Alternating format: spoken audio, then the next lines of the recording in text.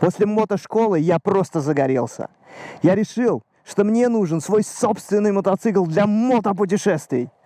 Да-да, ты уже замахнулся, чтобы кинуть в меня клише с надписью «Кризис среднего возраста». Но подожди, я считаю, что этот термин придумали жены, чтобы мужья не играли в игрушки, ведь мужчины в душе всегда дети.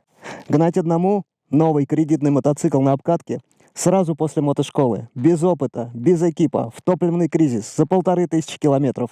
Это было не просто смело, это было пиздец как смело.